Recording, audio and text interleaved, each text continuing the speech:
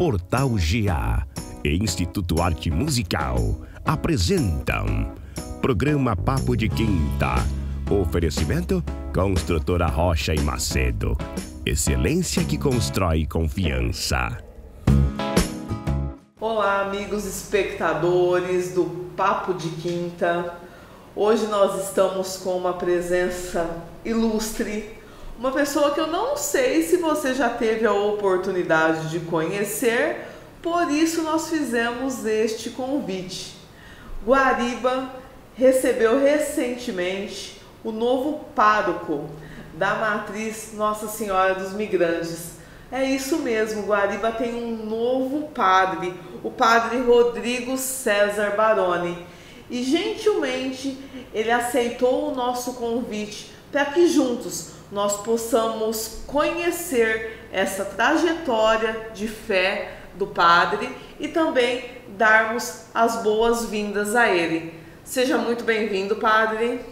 Muito obrigado pelo convite. Olá a todos os que estão acompanhando esse programa. Agradeço a acolhida e a oportunidade de estar aqui também se apresentando, mostrando mais quem é o Padre Rodrigo para a população guaribense, né? Nós entendemos, padre, que é de suma importância nós apresentarmos os líderes religiosos para a população, independente da religião. Porque Deus é um só e os líderes, cada um no seu segmento, tem muito a agregar para a sociedade como um todo. Então, mais uma vez, seja bem-vindo a Guariba, seja bem-vindo ao Portal GA e tenha certeza, no que for preciso, o Portal GA estará à disposição para divulgar os trabalhos, tudo que for sendo feito e até mesmo a fé, porque a gente sabe que sem fé ninguém é nada. Com certeza, com certeza. Muito obrigado por esse espaço e também a oportunidade de trabalhar junto com vocês nessa missão de evangelizar o povo. Estaremos juntos. Padre, conta para o nosso público quem foi a criança Rodrigo César Baroni e em que ponto da sua vida você percebeu a vocação para o sacerdócio? Bom, a criança Rodrigo nasceu em São Paulo, né? Viveu em São Paulo até os 12 anos. Depois eu vim com meus pais para o interior. Mas já em São Paulo, quando estava frequentando o primeiro ano de catequese, e aí eu ia à missa com a minha mãe, né, perguntava para ela de onde vinha o padre, né? E minha mãe, na sua inocência, simplicidade, né, e até um pouco de falta de conhecimento da formação da igreja, né, falava assim: o padre vem do céu, né? E aí eu falava: então eu quero ir para o céu para vir igual ele. Então acredito que aí já o primeiro sinal de Deus. E depois que nós mudamos para Taquaritinga, aí eu já estava com 12 anos, tudo, eu entrei como acólito e coroinha da minha paróquia de origem, de Santa Luzia, lá de Taquaritinga.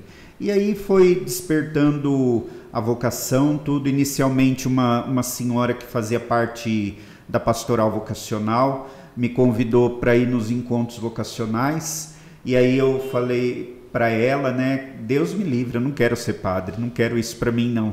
Mas aí por curiosidade acabei indo e fui para o encontro vocacional, mas fui escondido dos meus pais, porque eu sou filho único. Então o que acontece? Já pensou pai e a mãe não ter neto, a descendência da família morrer no único filho, né? E aí eu escondi deles. Mais uma pessoa foi lá e contou para minha mãe que eu estava fazendo encontro vocacional e que queria ser padre. E aí eu acabei falando para eles, eles me dão total apoio, sempre me acompanham em tudo, né? Estão sempre junto comigo, participam sempre de tudo que acontece na minha vida. Então por isso que o medo foi desnecessário, porque depois que eles descobriram, percebi que eles eram os pais mais felizes de ter descoberto essa realidade. E aí eu sou muito feliz como padre, muito realizado na minha vocação, porque sei que tem o principal, o apoio dos meus pais. Muitas pessoas que estão nos assistindo não conhecem o processo que é para se tornar padre. Quantos anos se fica no seminário? O que se estuda? O senhor poderia explicar para nós? Sim, claro. Cada diocese tem o seu processo formativo, né? Na nossa diocese de Jaboticabal, o processo formativo dura 9 anos, de tal forma que o primeiro ano é o curso propedêutico, né, onde o candidato vai se adaptando à vida formativa, vai se adaptando ao estilo de vida do seminário. Depois, terminado o propedêutico, faz 3 anos de filosofia, né, a faculdade de filosofia, 3 anos. Concluindo essa faculdade, passa e faz 4 anos de teologia, que é a formação essencial para o ministério sacerdotal, né? E é aí que prepara bem o candidato, a pessoa, para o exercício do ministério sacerdotal. Terminada a teologia, a pessoa sai do seminário, vai viver numa paróquia com um padre por 1 ano, e dentro desse 1 ano faz o que nós chamamos de ano pastoral, né? Agora, a partir desse ano na nossa diocese, aqueles que terminam a teologia ficam 6 meses numa paróquia, depois ordena diácono e vai 6 meses para o Acre fazer missão, para a diocese de Cruzeiro do Sul. Então agora está funcionando assim esse último ano de formação. Aí, terminada essa missão, volta e ordena padre para serviço da nossa diocese. Quando o senhor foi ordenado, o senhor ficou na sua cidade ou o senhor já foi para outro município? Quando eu ordenei diácono, né, que é a primeira ordenação, eu já trabalhava em Bebedouro, na paróquia São João Batista, né? Na minha cidade, a única vez que eu trabalhei foi o ano passado. E uma coisa também que o pessoal tem muita curiosidade é como funciona a questão do padre ficar alguns anos em uma cidade, em uma paróquia, depois ser transferido para outra. Muitas pessoas falam, por que o padre não fica aqui para sempre? Por quê, padre? Antigamente até ficava, né, para sempre, ordenava ir para uma paróquia e ficava a vida toda. Mas a CNBB, a Conferência dos Bispos do Brasil, decidiu determinar um tempo, né, para que assim o padre não se acomodasse na realidade da paróquia e o povo também não se acomodasse com o padre. E aí ambos pudessem usar da criatividade em outros lugares. E a CNBB determinou que todas as dioceses fizessem o processo de transferência dos seus padres a cada 6 anos, né, para poder assim dar essa possibilidade de renovar o ânimo do padre, renovar o ânimo do povo, né, e para ninguém cair na rotina e ficar acomodado na situação pastoral, o povo também acomodado na situação do padre. Eu acho que é assim. Na minha opinião, é muito viável essa questão da mudança, porque cada mudança renova o vigor, renova o desejo de continuar servindo, né? E a gente não cai naquela rotina que é arriscado, tudo que é uma coisa que vai fazer a vida inteira, né, corre o risco da rotina, e o sacerdócio não é diferente, né? Então, por isso que essa mudança ajuda muito, né? Como foi para o senhor quando o senhor chegou aqui em Guariba? Guariba é uma cidade próxima de Taquaritinga, de onde o senhor estava. O senhor já conhecia Guariba? Já conhecia alguém aqui? Já tinha estado aqui? Na verdade, eu não conhecia muito bem Guariba, né? Nunca tinha celebrado em nenhuma das 2 paróquias que tem. Primeira vez que eu vim à igreja de Nossa Senhora dos Migrantes foi o ano passado, atender as confissões comunitárias, né? Foi a primeira e a única vez que eu tinha vindo, né? A paróquia de São Mateus eu não tinha celebrado, não conheço também, conheço agora sim que fui visitar, fui ver, conheci também pelas confissões comunitárias. Então, Guariba era um pouco estranha para mim, mas olha que caso interessante que aconteceu. Era para mim ter vindo para Guariba antes, já era para ter vindo na época em que aconteceu do padre José Benedito deixar, era eu que ia assumir a paróquia, mas no fim acabou tendo uma situação e eu não consegui vir, né? E agora Guariba me chamou de novo para vir na paróquia Nossa Senhora dos Migrantes. Era para ter vindo na São Mateus, não deu certo, e aí acabei vindo para Nossa Senhora dos Migrantes, né? Então essa é um pouco da história com Guariba. Então Guariba já é a segunda vez que me chama para vir, né? Tinha que ser, né? Tinha que ser. As deucidências, não era para ser ali, era para ser a Nossa Senhora dos Migrantes, porque com certeza é lá que está o propósito do Senhor. E como foi a acolhida dos fiéis? Porque, padre, eu vou falar uma coisa para o senhor. Eu já vivi essa experiência de quando chegaram, a gente se afeiçoa tanto com um padre que quando chega o outro, aquele católico que não é o católico praticante, o católico de verdade, tem pessoa que deixa de ir na missa porque mudou de padre. E esse padre, que quando ele foi para outro município, eu particularmente senti muito, ele falou uma coisa que eu nunca vou esquecer: você não vem na igreja por causa do padre, você vem por causa de Deus. Uhum. Como foi essa acolhida? Olha, assim, eu por enquanto celebrei 2 fins de semana só, né? O retrasado e o passado. E tenho percebido que o povo tem me acolhido muito bem, tem assim demonstrado esse carinho. É claro que sempre a afeição do antecessor vem, porque são 8 anos de história, tudo. A gente tem que respeitar a caminhada do outro, porque é uma história que foi construída. Mas, assim, pelo que eu percebi, pelo menos lá na paróquia Nossa Senhora dos Migrantes, não tivemos esse, pelo menos o que eu vi, né? Não tivemos esse problema. Não vou mais na igreja porque trocou de padre, né? Acredito que o padre Aldive catequizou bem e deixou o povo bem preparado nesse sentido, né?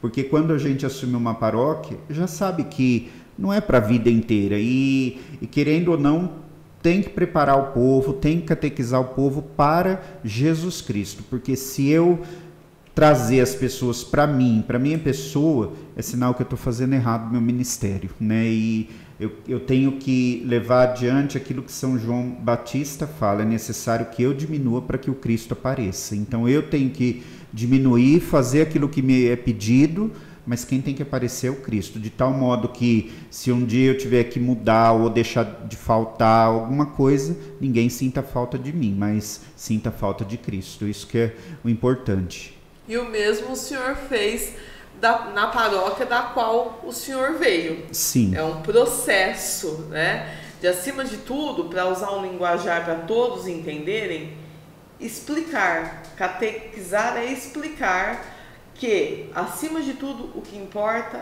é a fé, é Deus, é Jesus Cristo, e que a missão do sacerdote, ela vai ser levada seja lá onde ele estiver.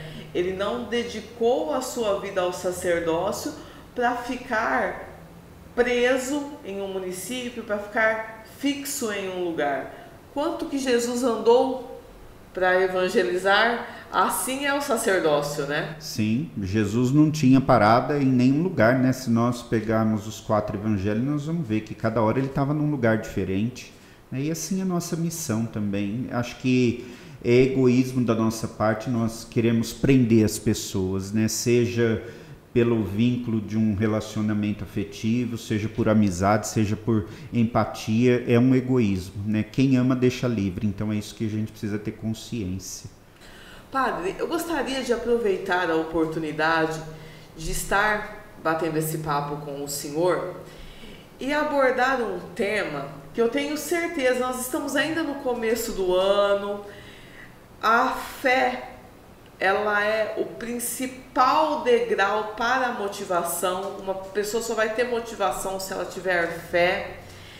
E eu gosto muito de uma frase bíblica que até foi muito dita e popularizada pelo apresentador Rodrigo Gentili quando ele conta a história de vida dele, que é: em tudo dai graças. Porque as pessoas, elas ainda não têm a consciência de dar graças em tudo. A que o senhor atribui o fato das pessoas ainda reclamarem e questionarem tanto a Deus, achando que Deus se esqueceu delas? Eu atribuo essa situação, né, essa dificuldade de dar graça, de enxergar a presença de Deus em tudo, pelo fato das pessoas sempre querer só felicidade, só que tudo dê certo, que tudo corra bem, que não haja frustração, não haja tristeza. E na verdade a nossa vida é isso, é feita de frustração, de tristeza. Há momentos que vai dar tudo certo, há momentos que parece que nós vamos estar numa maré de azar, uma coisa atrás da outra, dando errada, e faz parte da vida. Em tudo dar graças é saber de todo o mal que acontece na nossa vida, tirar um bem. O ser humano não aprendeu isso. O ser humano não consegue enxergar o bem, às vezes numa situação difícil que está acontecendo, né? Quantas vezes a gente vê assim uma situação, eu cheguei atrasado, por exemplo, no aeroporto, perdi o voo, e de repente a pessoa recebe a notícia, o avião caiu, né? Quer dizer, olha que bem nessa situação. Isso é um exemplo, né? Mas há tantos fatos que nós podemos enxergar um bem diante dessa situação, e parece assim, né? O ser humano é muito dramático, parece que o meu problema é o pior do mundo, e na verdade todo problema tem solução. A partir do momento que eu começo a enxergar além daquilo que está acontecendo, não focar no que está acontecendo, mas focar além, eu consigo achar a solução do meu problema. E se eu não sou capaz de resolver sozinho, tenha a humildade de pedir ajuda. E aí sim nós vamos conseguir tudo dar graças a Deus, porque nós vamos encontrar a resposta das situações. Agora é só ficar esperando que as coisas caiam do céu embrulhada num pacotinho de presente, aí sempre vai ser essa briga eterna com Deus, porque na verdade Deus age na nossa vida, a maioria das vezes indiretamente, pelos sinais dos tempos, e é aí que nós enxergamos as situações que Deus vai agindo e vai cuidando de cada um de nós. Pelo menos esse é o entendimento que eu tenho dessa situação. Outro aspecto que também faz toda a diferença na vida do ser humano é a pessoa conhecer a Deus desde criança. Muitas famílias não têm o hábito de apresentar Deus para os seus filhos, de levar seus filhos em uma igreja, de fazer o processo que eu lembro que na minha época era muito mais comum do que hoje em dia, que é o batismo, a primeira comunhão, a crisma. Infelizmente, é comum nós nos depararmos com adolescentes que não são nem batizados. O senhor poderia falar um pouquinho a respeito da importância desses sacramentos? O sacramento do batismo, da crisma e da Eucaristia são os sacramentos de iniciação cristã. Como tudo na vida tem uma iniciação, na vida religiosa também você precisa percorrer esse caminho de iniciação. O que às vezes a gente percebe é que os pais estão se furtando da missão de educar seus filhos, tanto academicamente, civilmente, como religiosamente. Então, o que está acontecendo?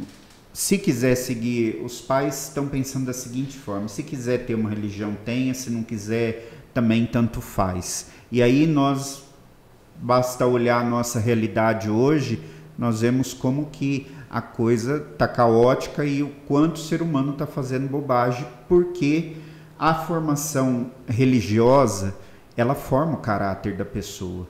Quem segue um caminho de fé é uma pessoa que vai ter uma bagagem para toda a vida, por mais que cometa erros, por mais que tenha falhas, mas sabe que tem um princípio importante na vida. Agora, o que está acontecendo? Essa falta de um caminho religioso, os pais não levarem os seus filhos para os sacramentos da iniciação, está fazendo com que as pessoas neguem a Deus, neguem uma vida religiosa e estão se tornando aí pessoas problemáticas, pessoas que não estão conseguindo assumir os seus compromissos, né, de forma verdadeira. Eu acredito que uma pessoa que não é formada e educada religiosamente é uma pessoa que futuramente vai dar muito trabalho, né, e vai prejudicar muito a sociedade, porque a religião é intrínseca no ser humano e ela precisa fazer parte da vida do ser humano. Eu já vi testemunhos de pessoas que na infância foram criadas frequentando a igreja, os pais conduziram para que participassem de todos os sacramentos. Em uma determinada fase da vida, se desviou. Porque ao contrário das pessoas que não têm essa base, elas não voltam. E a chance de quem tem voltar para o caminho correto, digamos assim, é muito maior, né?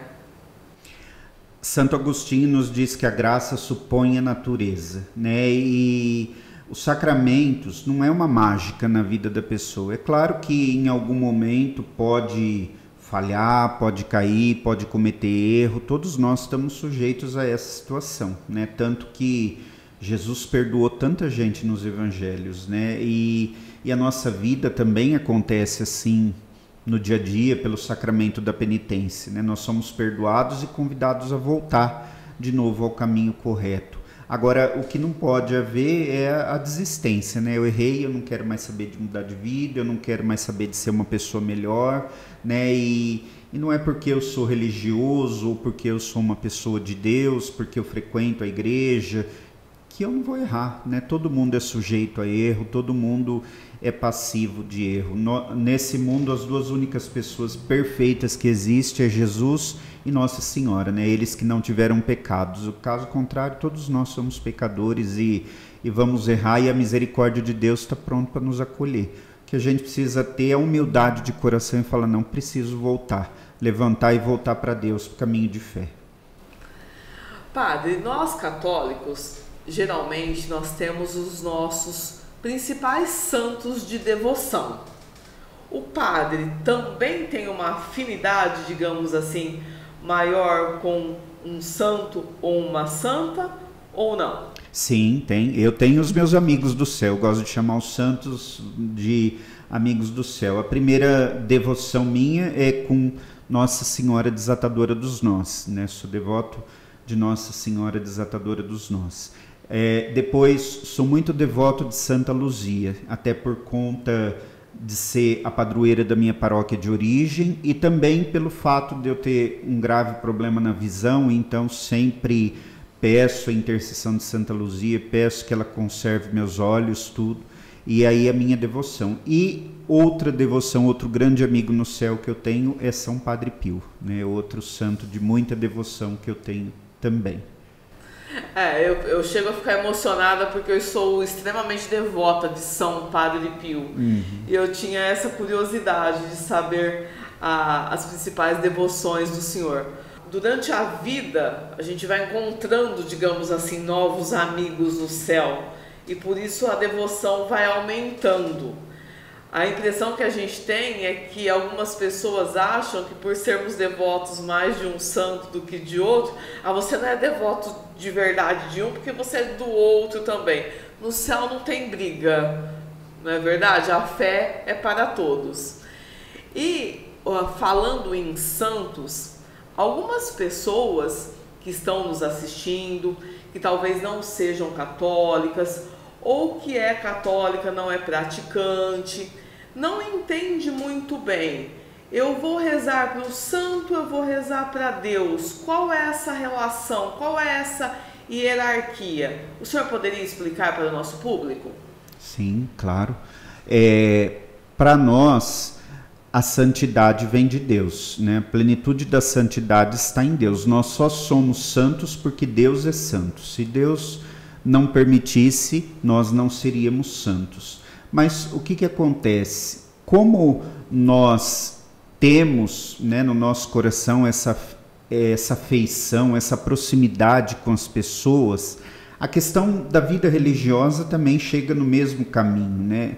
Nós temos Deus como nosso principal Pai, nosso intercessor, aquele que cuida de nós, mas nós, às vezes, como filhos, vamos por intermédio, né? Pensa na nossa vida, quantas vezes a gente precisa pedir alguma coisa, ao invés de pedir para o pai, vai pedir para a mãe, porque a mãe é mais dócil, mais tranquila, é mais fácil o acesso. Assim também na nossa vida religiosa, esse exemplo também acontece, né? Os santos, como amigos do céu, aquelas pessoas que nós vamos tendo as afinidades, vai próximo, talvez algum aspecto da história de vida, né, marcou daquele santo e por isso eu gosto de contar com a oração, com a intercessão dele. Não é que, como muitas vezes nossos irmãos separados dizem, né, tá colocando no lugar de Deus. Ninguém ocupa o lugar de Deus na nossa vida. Deus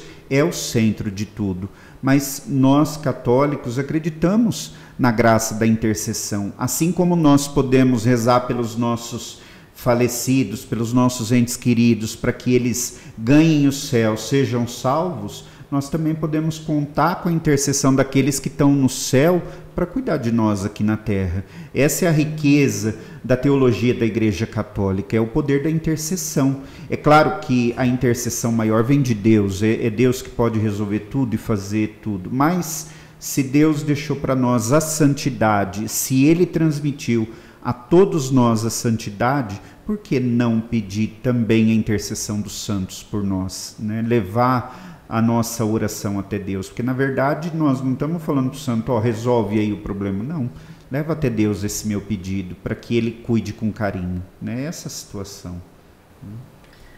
Padre, os fiéis da igreja, né, da Matriz Nossa Senhora dos Migrantes, já conhecem a agenda de celebrações da igreja, mas o público que está nos assistindo, que de repente mora em outro bairro da cidade, que gostaria de assistir uma celebração do Senhor, ou até mesmo passar a frequentar aquela paróquia, alguém de outro município que está passeando em Guariba e que gostaria de assistir uma celebração, quais os horários e os dias das missas? Aos sábados e domingos, né, é o dia mais intenso da vida da paróquia. Então, no sábado, às 19 horas, nós temos a missa lá na nossa matriz de Nossa Senhora dos Migrantes. E no domingo, nós temos 4 horários de missa, né? O primeiro horário às 8 da manhã, na Capela Santa Rita, às 9h30 na Capela São Francisco de Assis, depois às 17 horas na Capela Santo Expedito e, por fim, às 19 horas do domingo, na Matriz de Nossa Senhora dos Migrantes. Esses são os nossos horários. E aí, durante a semana, né, a partir de agora de fevereiro, nós teremos as missas todos os dias durante a semana, cada dia numa capela, cada dia numa comunidade diferente, né? E aí nós vamos divulgando nas redes sociais, nas páginas da nossa paróquia, né, para que todo mundo possa acompanhar e participar das atividades. As quintas-feiras, que são dedicadas ao dia da adoração ao Santíssimo, o senhor falou que tem missa, né? Vai ter missa todos os dias. A quinta-feira específica é na Nossa Senhora dos Migrantes ou pode não ser lá? A quinta-feira eu estou com o seguinte projeto: às 19 horas rezar uma missa breve, simples. Aí, terminando a missa, expor o Santíssimo e deixar o Santíssimo exposto até às 21 horas. E nesse momento, enquanto os fiéis estão fazendo adoração ao Santíssimo, eu estarei atendendo confissão até às 21 horas. Então, toda quinta-feira será essa programação lá na nossa matriz de Nossa Senhora dos Migrantes. Além das quintas-feiras, terão outros horários onde os fiéis podem se confessar? Sim, nas terças-feiras, das 14h30 até às 17 horas, na quinta, também das 14h30 às 17 horas, além desse horário noturno de confissão, e aos sábados, das 9h30 ao meio-dia. Esses são os horários de confissão que pode procurar o padre, que vai estar lá disponível para o atendimento. Como nós estamos no começo do ano, acredito que se iniciarão turmas de catequismo, de crisma. Neste caso, o pessoal, os fiéis, eles devem procurar a casa paroquial ou a paróquia específica? No caso, os fiéis que estão na idade de catequese, os adultos que precisam ser catequizados, devem procurar a secretaria paroquial para que receba, assim, todas as orientações, né? E a nossa secretaria funciona do meio-dia às 17 horas, né? A secretária está lá para dar todas as orientações, né, e encaminhamentos para que a pessoa possa assim procurar catequese paroquial e qualquer outro serviço também, né, sacramentos, né, atendimento, tudo é na secretaria paroquial lá na nossa matriz. Inclusive, o senhor falou de atendimentos. Nós temos também os casos onde as pessoas, acamadas principalmente, elas não têm a possibilidade de irem até a igreja. O padre vai até essas pessoas? Sim, geralmente eu deixei reservado as sextas-feiras para ir visitar os doentes, aqueles que solicitarem bênção de casa, alguma coisa, sempre faço na sexta-feira, porque a igreja não é só ali no templo, né? A igreja é em todo lugar, então se precisar o padre vai em todo lugar atender, né? Desde que seja uma necessidade de sacramentar, um atendimento, aquilo que é próprio do ministério sacerdotal, nós estaremos lá, né? E para você que está nos assistindo, que de repente sentiu o chamado ou já frequenta a igreja, mas por algum motivo você não recebeu nenhum sacramento, não foi batizado, não fez a primeira comunhão, não fez a crisma, nunca é tarde.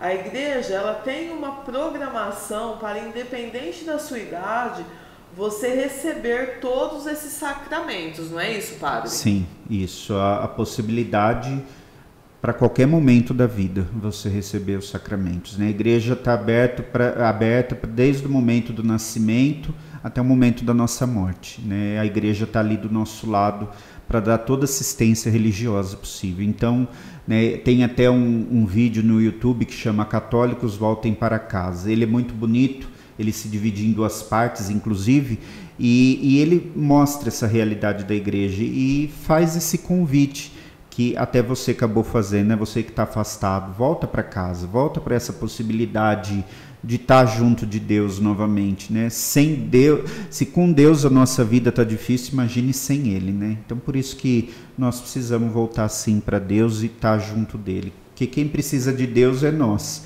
né? Ele sem nós continua sendo Deus, agora nós sem Ele, eu falo que nós somos um verme insignificante, porque não somos nada, né, diante da beleza desse mundo, né? Pessoal, todos os dados para vocês entrarem em contato com a igreja, vocês vão ver aí no rodapé, tá bom? O Bruno vai deixar para vocês o Instagram do padre, o Instagram da paróquia, o telefone de contato da casa paroquial. Nunca é tarde para buscar a fé, para buscar a Deus.